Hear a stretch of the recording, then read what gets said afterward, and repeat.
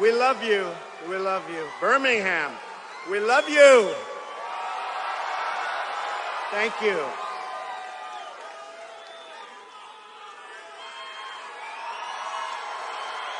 Thank you. Thank you very much, everybody. And we're going to have a lot of fun, and then I'm getting you out to those football games to have this many people. I'm getting you out of here. I'm getting you out. Maybe I'll go watch one of them with you. I'll tell you, I love it. And you do have great teams. You do have great football players and great teams. So it's good. So a lot of things have happened over the last week. A lot of bad things, actually. We have a president who's represented us very poorly, very, very poorly. Horribly, actually.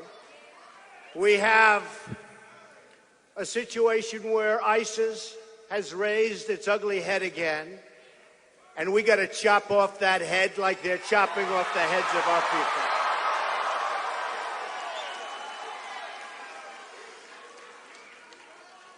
So terrible. You know, I did a lot of tweeting at real Donald Trump, right? At real Donald Trump. And I said, you can't call these dopes. They're dopes. They've got IQs that are low, believe me. You can't call the leader of the dopes a mastermind. You can't do it. I've been watching for a week, and now I will tell you, I really was big on it. I said the same thing at another speech recently, got a lot of play, because it's, they're taking the internet and using it better than our country and certainly our politicians and our executives. They're using it better than anybody. And our youth is susceptible. In all fairness, they're susceptible. And you have these kids coming home, and they say, Mom and Dad, did you see the mastermind? The mastermind, he's a moron. By the way, he's also dead, which is great, And I tweeted, I said, don't call him mastermind. You're building them up. You're building up their image. You know, we have a president that doesn't know anything about what we're talking about. He doesn't know.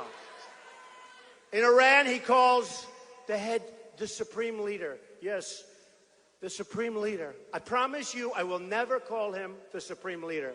I promise you that. I'll call him, hey, you. Hey, how you doing? Everything good? How you doing, babe? Everything good? Guess what? We're going to renegotiate your deal. We're going to make it much better. We're going to renegotiate that sucker, big league. And you're going to give us back those prisoners before I take office, okay? You're going to give us back. You're going to give them back. You're giving them back. How about that deal? How about that deal? I mean, here we have Kerry, who doesn't have a clue, weak, ineffective, begging to make a deal, and we had all the cards. We had $150 billion to negotiate with. And what happens? What happens? He is a loser. He is. No, he just said he's a loser. You know, that's such a descriptive term. Some of the press said I use it too much, but there's just no better word. I went to an Ivy League college. I know a lot of words. But somehow loser is so nice. It's just a good word. Just a good word. No, only in describing certain people. Of course, that's a lot of people. It's a lot of people. But you look, $150 billion going to a terrorist nation. They got everything they wanted. How about the self-inspection? They self-inspect. How about that one? Okay. When they don't self-inspect, we have 24 hours, meaning they get 24 hours. That shoots into 24 days. But the 24 hours could go on forever before we get the approval to start the clock ticking for the 24 days. But even if it didn't, 24 days, we think you're doing something wrong. Oh, okay, come back in 24 days, we'll share. By that time, I have it broom clean.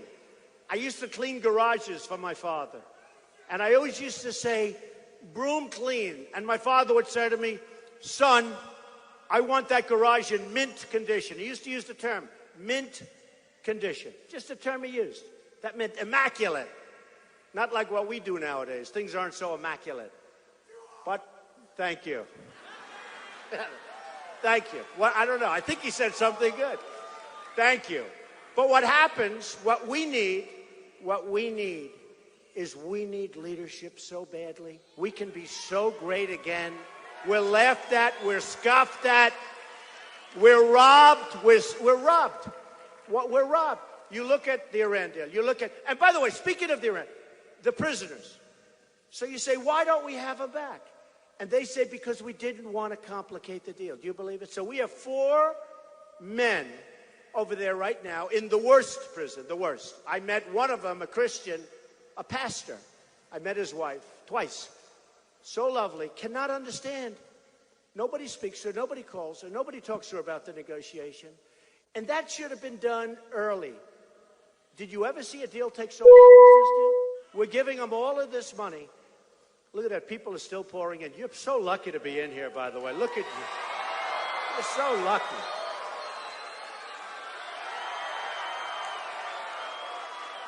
A lot of people outside. By the way, if you want, we can wait about an hour and get everybody in. Do you want to do that? I didn't think so. Oh, they're going to be angry.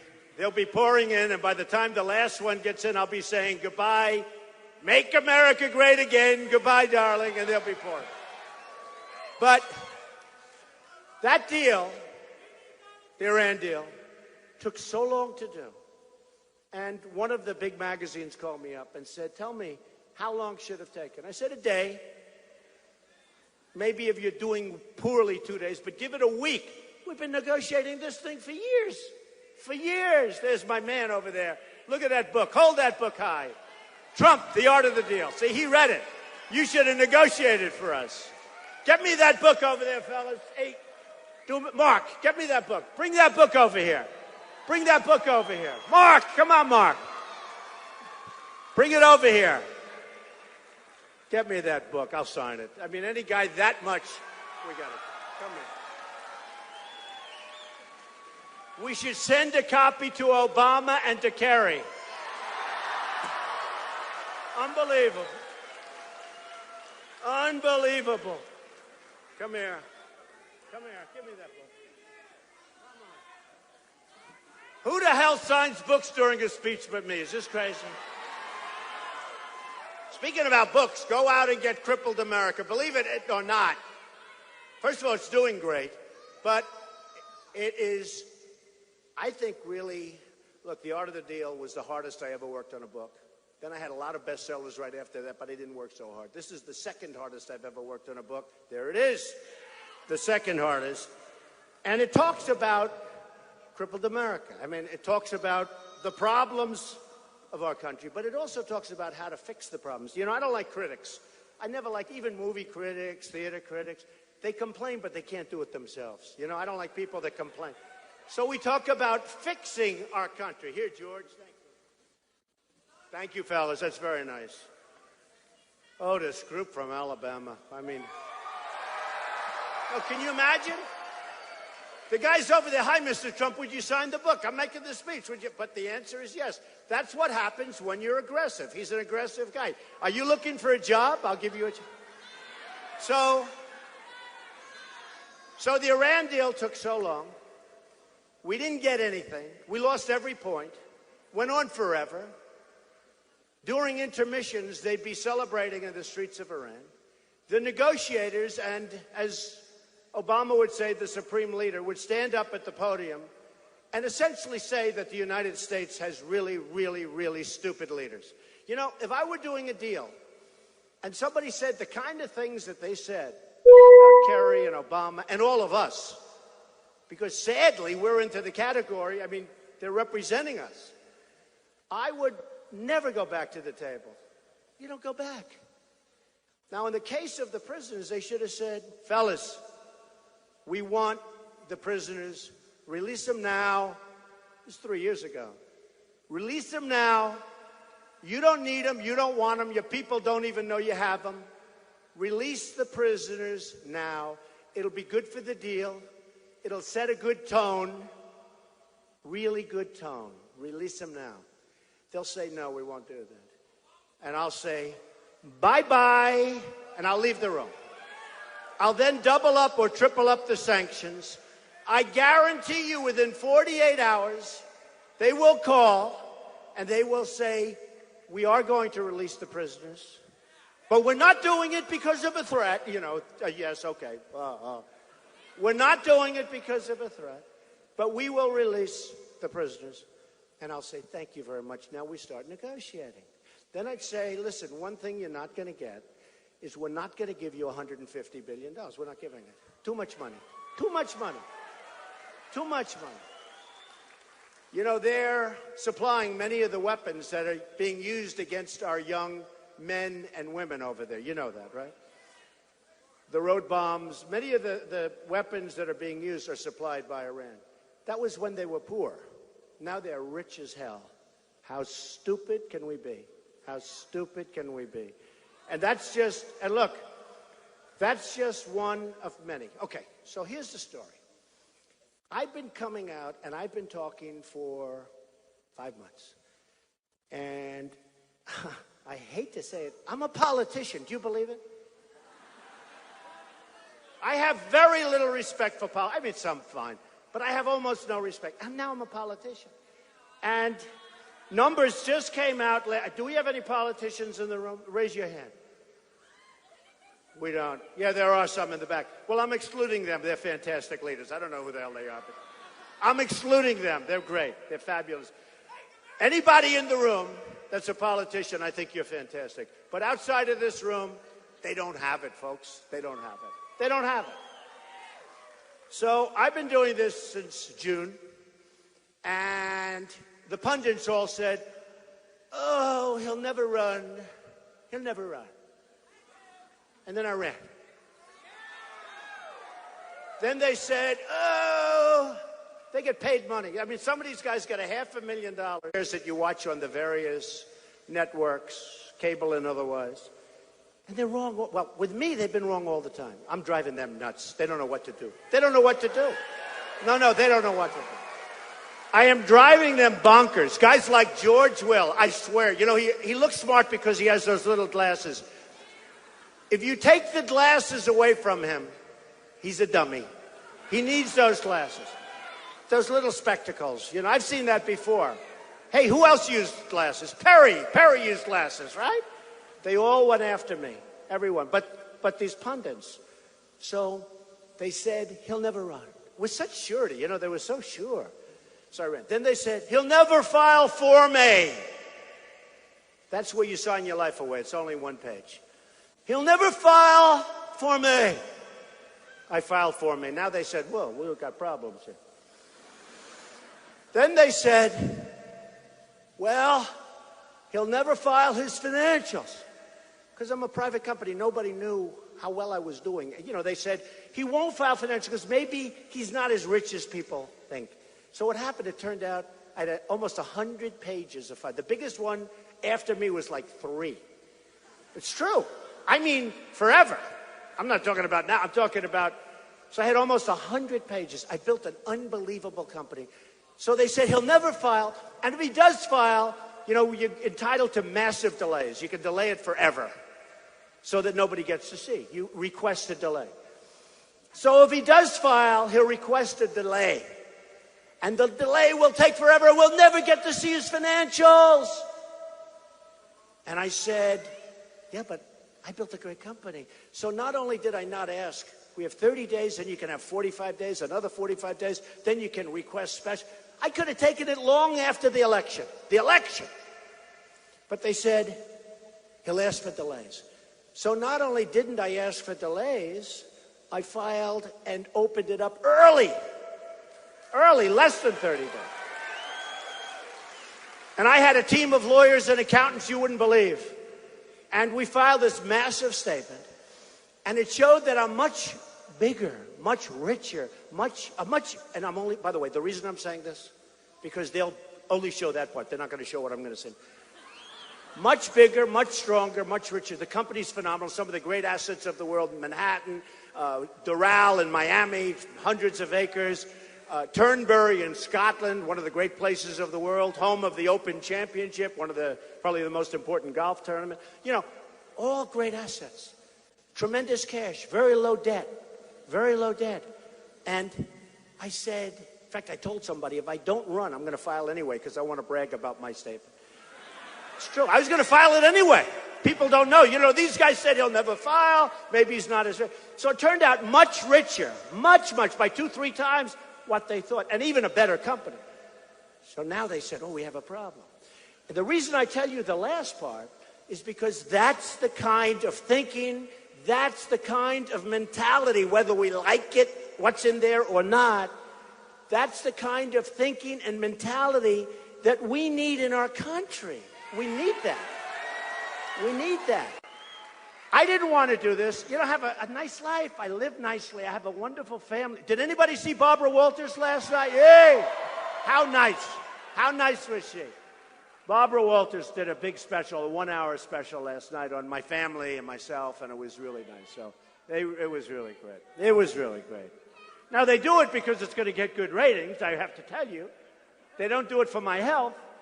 But she was great, and she's a legend. She's probably the greatest in the history of television, greatest female, greatest woman, in my opinion, in the history of television. So she called, she said, would like to do a whole big profile, a 1-hour profile. So those of you that didn't get it, I don't know how the hell you see it. It's already over, right? But you'll see it. It'll be around. But it was great. I think it was really very successful. So what happens is we really need that ability because we have to take our country back. We have to bring our jobs back.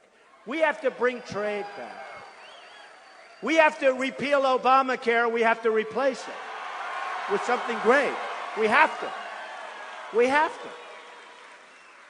We have to establish borders, and we have to build a wall. We have to build a wall. We have to. And we will. And it'll be a great wall. It will be a great wall.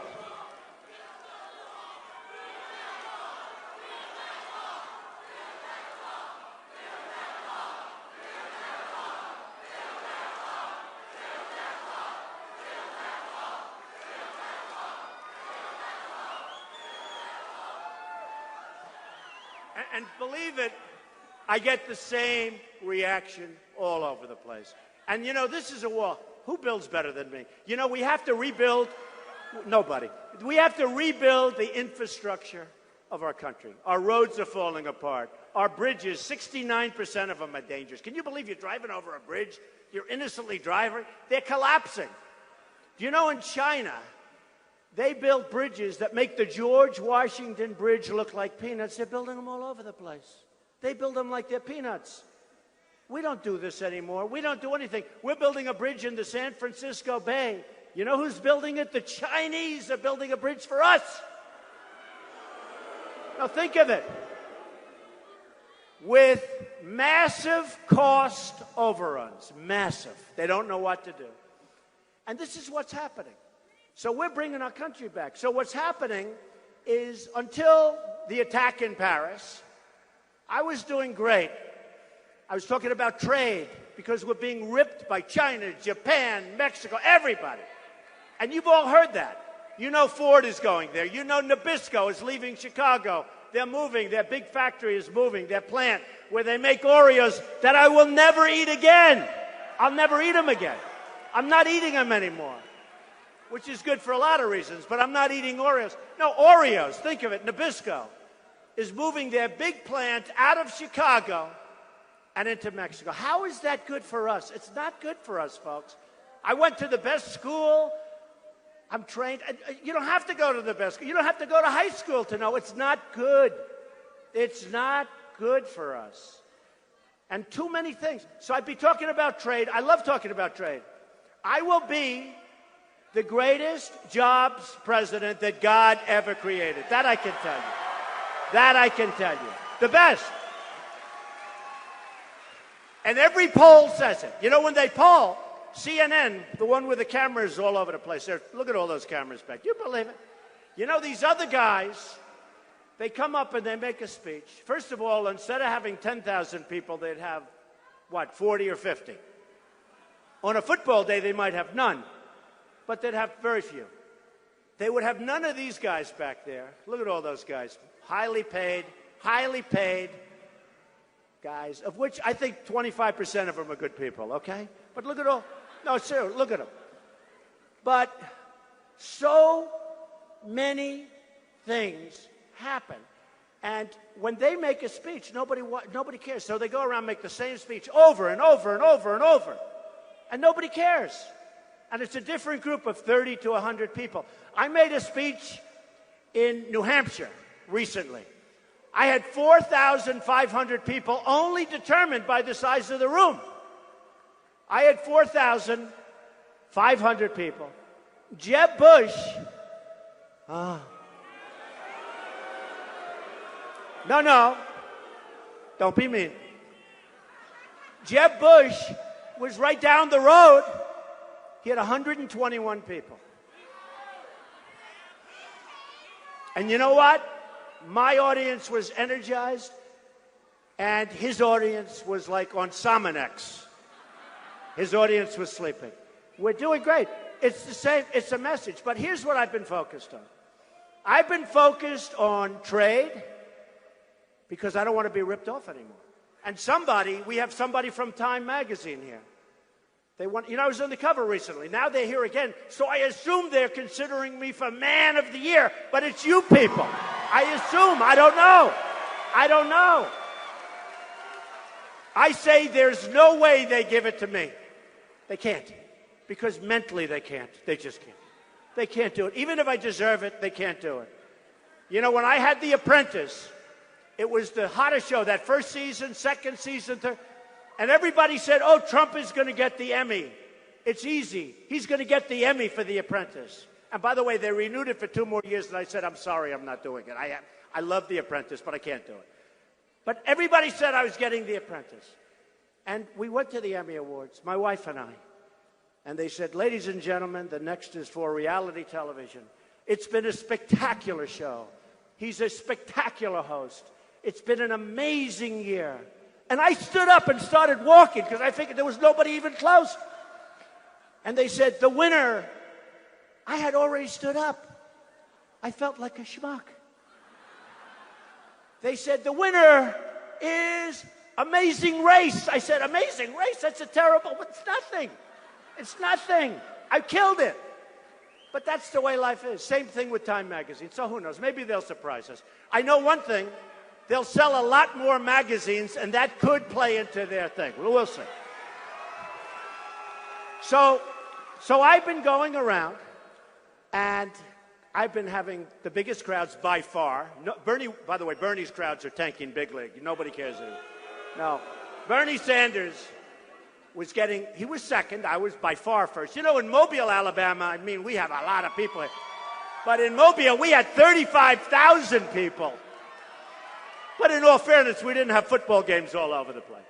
But Bernie Sanders, he blew it when, during the first debate, he looked at Hillary and he said, oh, the emails, it's wonderful, it's fine. So he got a 20-second soundbite. He got some applause. And guess what? He's gone.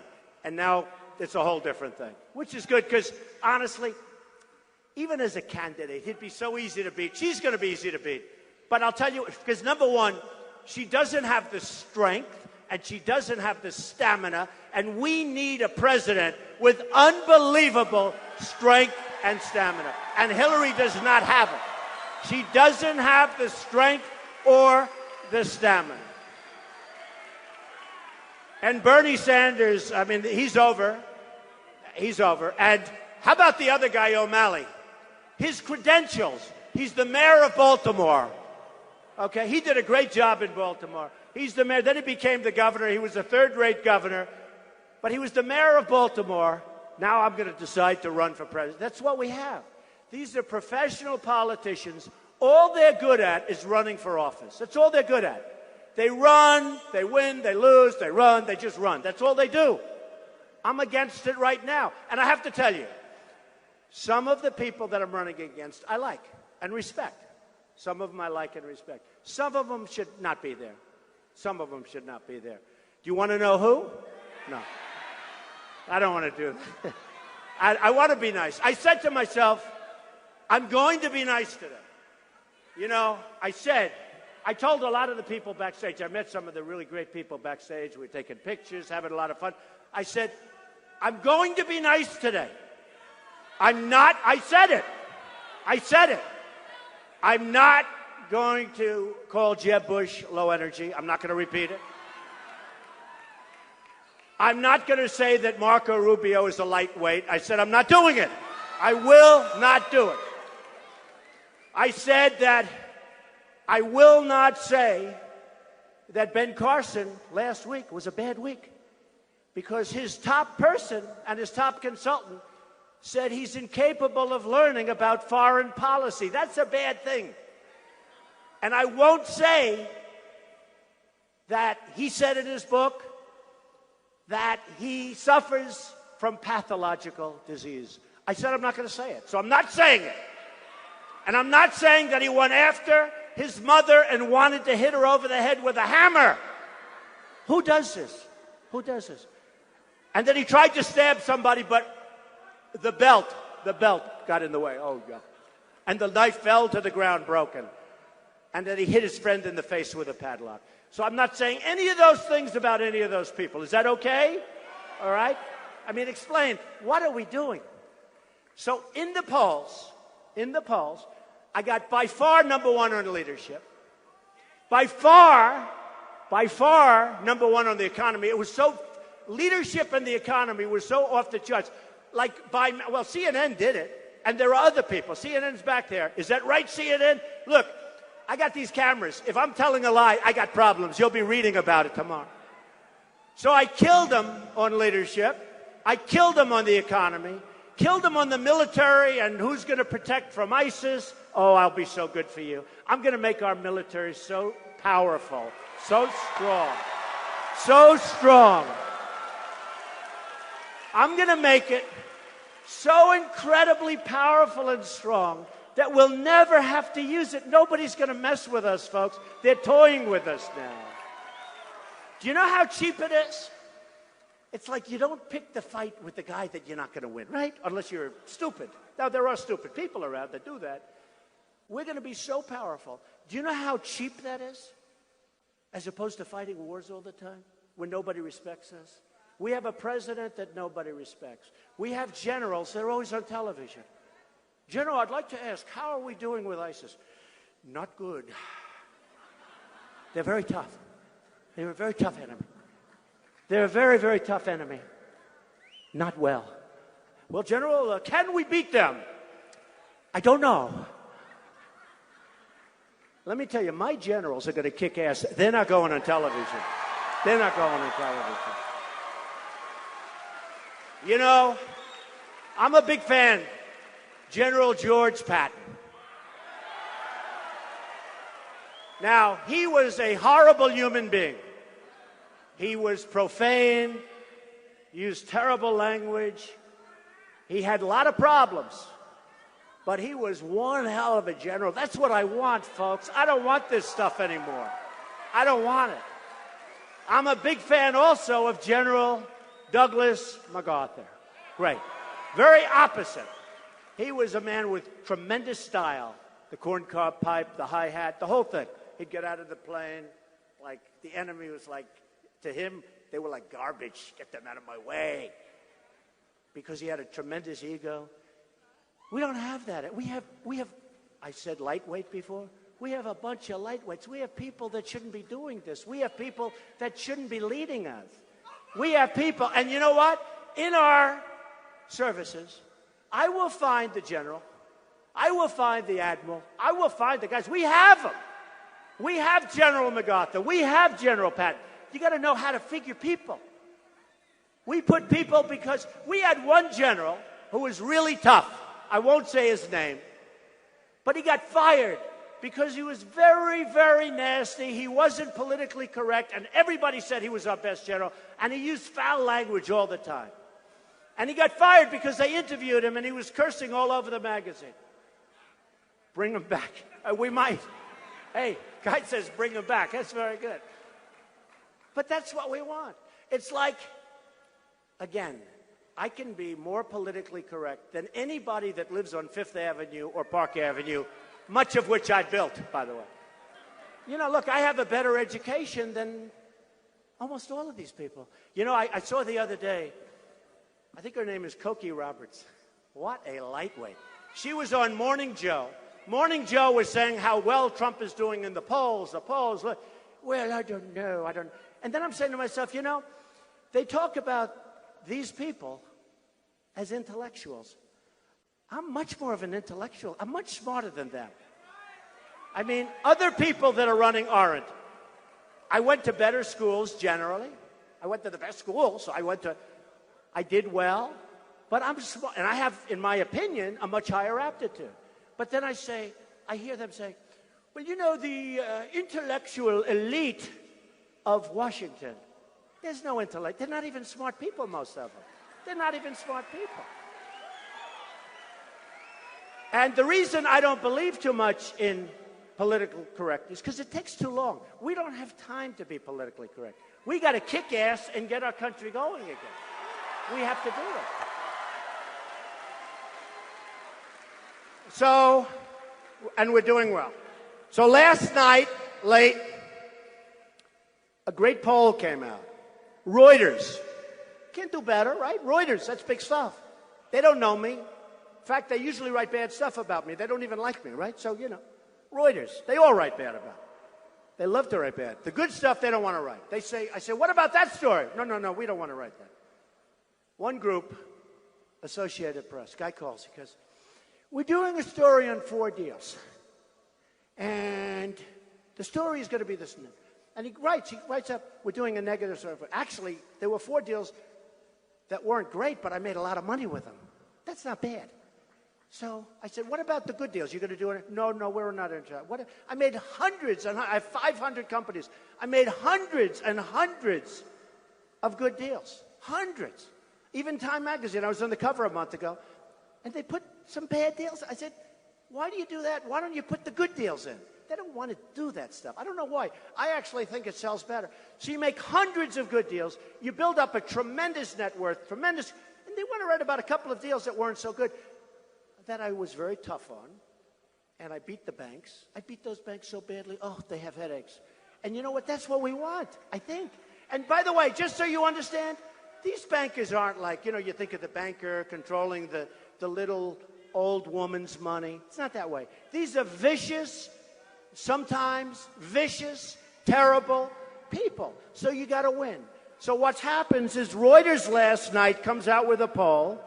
Trump, 38.8.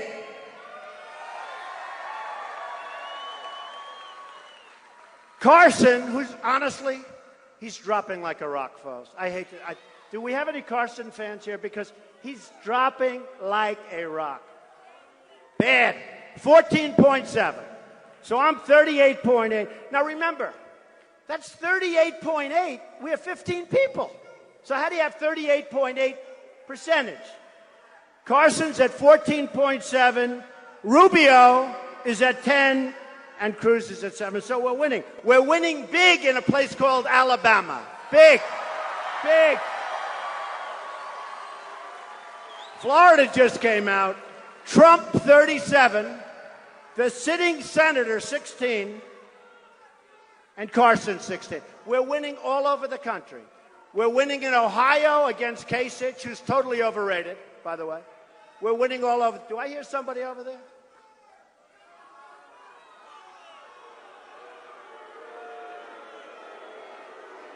You know, you have one guy over there shouting. We have thousands of people, and you'll read about him tomorrow. They'll say, oh, the room had a picket. All right, yeah, get him the hell out of here, will you, please? Get him out of here. Throw him out. No, we had it the other day. I got criticized. We had it the other night. I had a lot of people, and one guy who was seriously obese. He complained when I mentioned that food stamps, we have a lot of people on food stamps. And the guy went crazy. And they said that wasn't politically correct. Who cares? We all have a weight problem. Yeah, you can get him out. Yeah, get him out. Get him the hell out of here. Get him out of here. Get out. Get him out of here. Did you see Bernie Sanders? See, he was politically correct. 2 young women came up to the podium. They took over his microphone. I promise you that's not going to happen with me. I promise. Never going to happen. Not going to happen. Can't let that stuff happen. So what's happened then is I've been talking about trade. I've been talking about all of the different things, much of which you've heard. And then a week ago we had the horrible incident in Paris. And you know what? My whole speech changed. And now it's about security. It's about borders. It's about protection. It's about a lot of things. I'll take care of trade. I can do that out of my back pocket. I'll take care of trade. China will not be taking advantage of us any longer. Japan will not be taking advantage. We have a $400 billion trade imbalance each year with China. Not going to happen. But what has happened is the conversation has changed. And people are now very much involved with ISIS and Al-Qaeda and all of the things that we're going through. And we're going to do things that are very smart. And what happened really, people said, I wonder, will this affect Trump? Because you're number one. They thought maybe this would affect me. And you know what? It has affected me. We've gone way up. We've gone way up. Because people know that I'm going to protect them. I'm going to protect them at the borders. I don't want the people from Syria coming in because we don't know who they are. We don't know who they are. And I don't want them coming in. So we are in a position now where when we complete it, our country is going to be greater than it's ever been. We have to move quickly. We have to move quickly. We can't afford to lose another election. We can't afford weak people. I think I'm a very nice person. I think a lot of people think that. People that know me think it. I do. I pride myself on it. But this time, it's not about nice. This is about real competence, because we have to bring our country back. We have to bring it back. Today, in the New York Times, they had a report on the front page that was false. Really false. That was today. Hey, you want to see something funny? Look at those cameras. They're turned around. They're following the few people that are being thrown out. Now, here's the story. No, watch this. Look at those bloodsuckers back there. They're turned around, and they're following the people, right? Because you have a small group of people that made some noise, they're being thrown out on their ass, right? So here's the story. No, but listen. But look at those cameras. So they turned around. And yet, whenever I speak, when we have crowds like this all over the place, much bigger than this, you know, we're confined. The fire guy, your fire guy said, we can't have any more people in the room. It wasn't designed for this many people. So we have crowds, and my wife go home, and I say, how was everything? Because it's on CNN, it's on so many different places. It's on OAN, right? OAN's very good. They're good. It's on all of them, Fox, everything. So I say, did you see the crowd? She goes, no. I said, what do you mean no? No, they never show the crowd. They always have it fixed on your face. It's always fixed on your face. They don't want to show the crowd because they're dishonest people. And I'm telling you. No, they're dishonest people. The media is so dishonest. Like the story on the front page of the New York Times today. Front page. I love being on the front page. You know, I'm from New York. New York Times front page. But it's a false story. And Breitbart wrote it correctly, and now the Times are suffering. But they write false stuff. And that had to do with whether or not we register people. Okay? And I want those people coming in from Syria that Obama wants to let in, that people are fighting. But the Republicans so far have been very ineffective with their fighting. They've been, you know, it's funny. We finally win the Senate. We have the House. Nothing happens. It's always the same. We don't have the victories. We don't have the victories.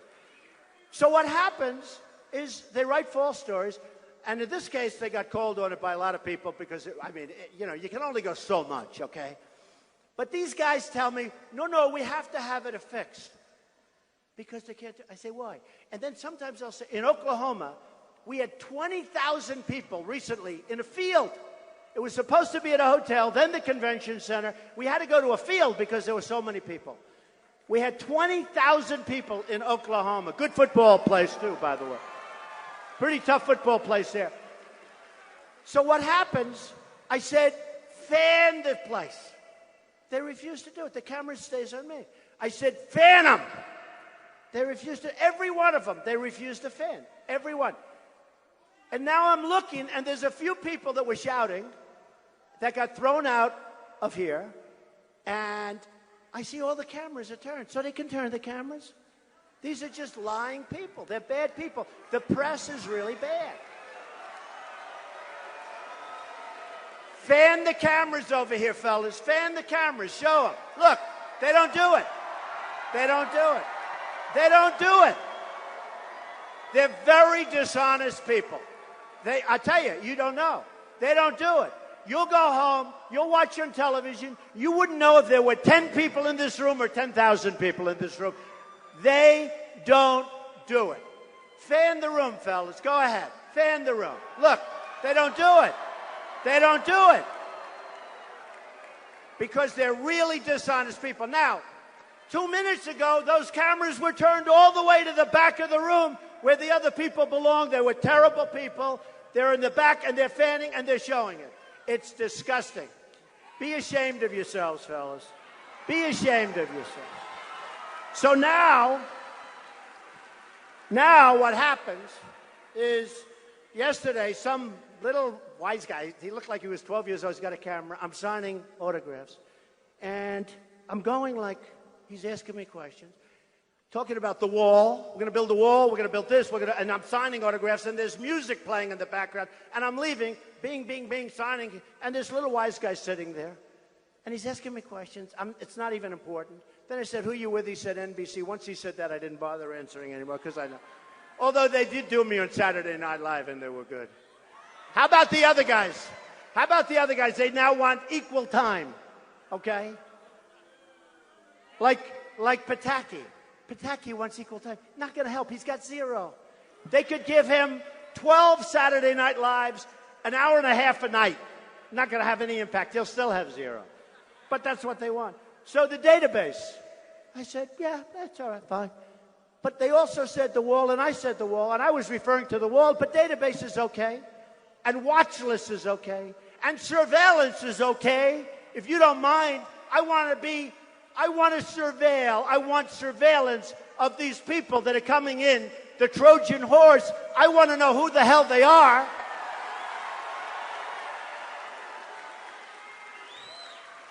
And the biggest story yesterday, the biggest, was Trump wants database on Muslims. I said, what's all happening here? And I spoke to the reporter of the Times, and I think I made it clear. And I also said, number one, you couldn't hear very well because it's like walking over here. You're not being. But regardless of that, doesn't matter. But I do want database for those people coming in.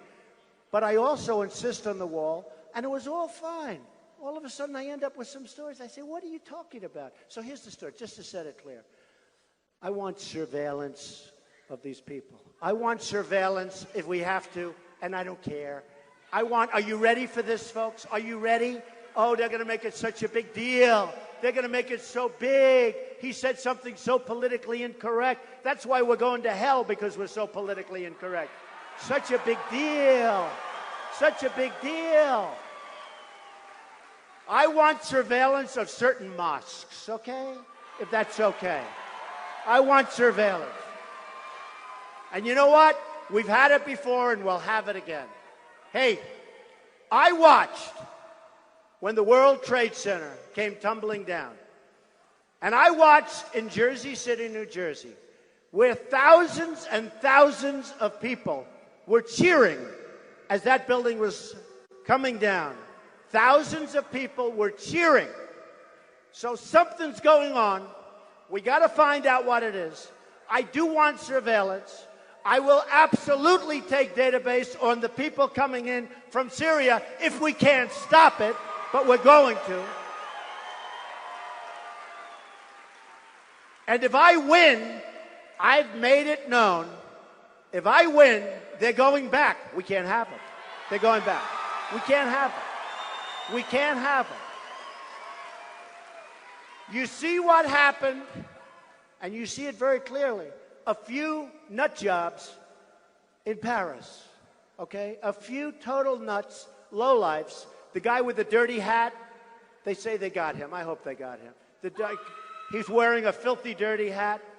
That was the one they were calling for 5 days the mastermind, right? The mastermind. He's no mastermind. He's a lowlife. But they got him. But there's others out there. We have to get them. And we have to use surveillance. Wait, we have to use surveillance. We have to be vigilant. And you know, the greatest thing is, everybody in this room, everybody outside of this room, we have tremendous eyes and ears. When somebody's next to you in a house or an apartment, you can sort of see there's something going wrong. Inform your local police. They're incredible people, the police. They're incredible people. They're incredible people. You don't have to call Washington where you're trying to figure out who the hell do I call. I just met a lot of your police right now when I came off the plane. These are incredible, tough cookies. They want to do a great job. Give them back their power, and you're going to see a lot of good things happen. And sure, and by the way, you're always going to have a bad incident and a bad apple. You have that in any business, no matter what. You're going to have things. But we need vigilance. When you see something going on at the next house, at the next apartment, when you see certain people walking in and out all day carrying things, inform your local police, whether it's Birmingham or wherever it might be.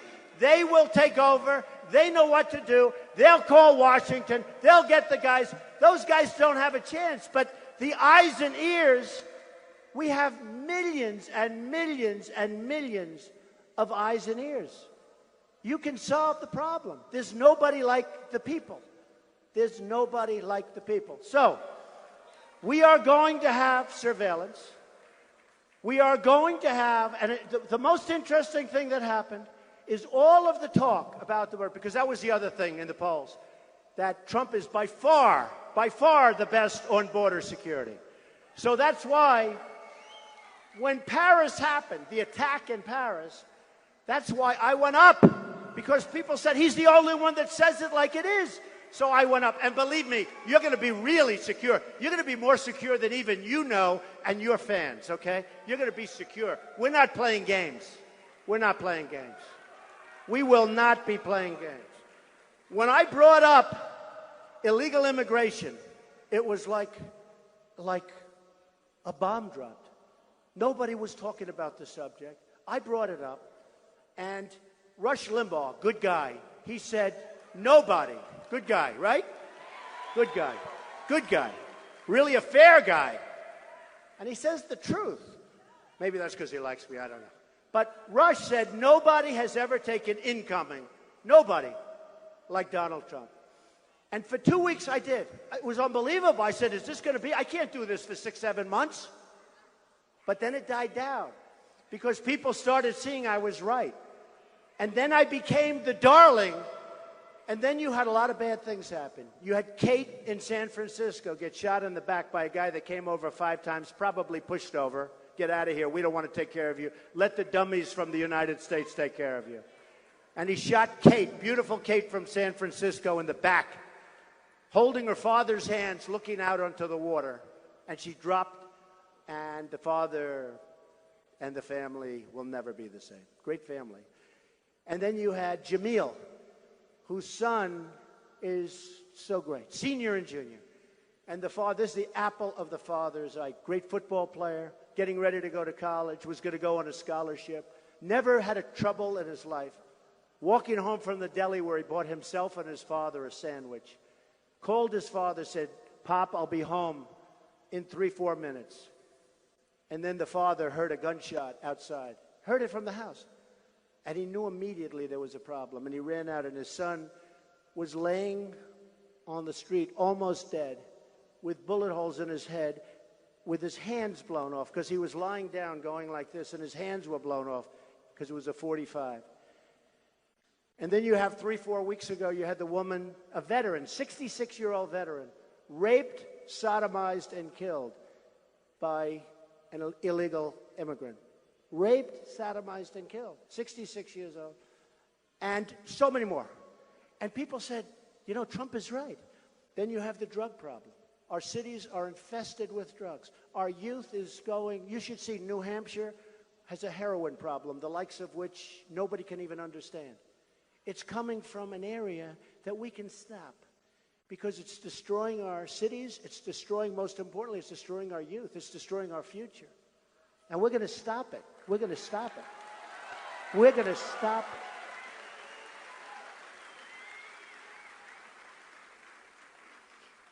So all of the other things that I usually talk about is now, they're all very important. Don't get me wrong. Obamacare we mentioned. Trade we mentioned. All of these things, they're all very important. Jobs we mentioned.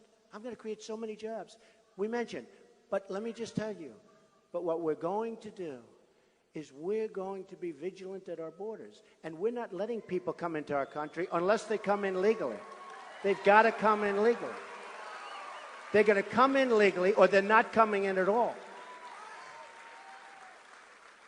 And we're not going to be the stupids anymore. We're the stupids. We're known as the stupids. We're the anchor babies. A person has a baby. She walks across a line. She has the baby in the United States.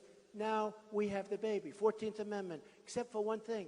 They didn't read the 14th Amendment right because it doesn't say that. It doesn't say that. It doesn't say that. And for years I've been hearing it did. But for years I've been building buildings and created jobs. I've created tens of thousands of jobs. I've been doing jobs. So I never really gave it that much thought. But now that I'm doing this, I want to make our country so great. Now that I'm doing this, I said, it can't be right. Now, if somebody has a baby in Mexico, they walk across. First of all, they couldn't walk across the border. Okay? They'd be out of there so fast. But if they did, and you said, oh, my baby's now a citizen of Mexico, they would laugh at you. They'd throw you the hell out like a dog. And by the way, that's true with almost every country. But here you have a baby, and now we have to take care of that person for 85 years or however long that person. But it doesn't read that way. Then they said, oh, you need a constitutional amendment, which will take years and years to get. You don't need it. You need a simple act of Congress. And in my opinion, you don't even need that, because if they come in illegally, they're not supposed to be having a baby here, okay? So I don't even think you need it. And we're talking about hundreds of thousands of people a year. So here's what we're going to do. If I win, a lot of good things are going to happen. First of all, we're going to win so much. We're going to win. We're going to win so much. I sometimes joke. I like these people much better. He says, when we win, we are going to have so much victory. And I joke about it. I say, you're going to have wins and wins and wins. You're going to get sick of winning. And then I say, I can't joke because you never get sick of winning, right? Right? Your football teams, if your football team goes undefeated every year, you never get tired of it, right? Never. Never get tired. But we're going to have great victories again. We don't win anymore as a country. We don't win. We lose on everything. We lose with ISIS. We lose with everything. We lose with trade. We lose with health care. Have you seen the premiums on Obamacare? Up 35, 45, 55%. It's a disaster. And now they're saying it's a disaster. And now they're saying we have to go back to Congress because in 17 it all explodes. Whoever's going to be president, it's not going to be easy. But I'll solve the problem. Don't worry. Don't worry. But it's not working. So just to finish off, and I give you my word, I am going to work so hard. I'm self-funding this campaign. I'm the only one. I'm the only one. I'm the only one. I don't know if that's a big deal to a lot of people. But I could have funds. You know, these super PACs are a total scam. The super PACs have all this money. They'll do negative ads on me all over the place. A lot of them will be false ads, so I'll sue. But by the time I end up winning, what happens is it's too late. The election's over. So what do I get? The super PACs are a scam. They have total control over the candidates. They do whatever the person that puts the money up wants. If a man owns a company in China and he gives money to a super PAC, Jeb Bush was over as an example. I don't want to keep using his name, but he's so easy. He's so easy. No, Jeb Bush was over in Germany, or his people are over in Germany trying to... Well, then you'll see a German company has gotten a big approval from the United States. That's what happens. Folks, I know the lobbyists. They've worked for me. Nobody knows the game better than I do. I don't want anything. I work for you. I work for you. I work for you. I don't want anything. I don't want anything. We're going to do what's right for the country. We're not going to let Mexico take our car business, which, by the way, they're going to become the car capital of the world pretty soon.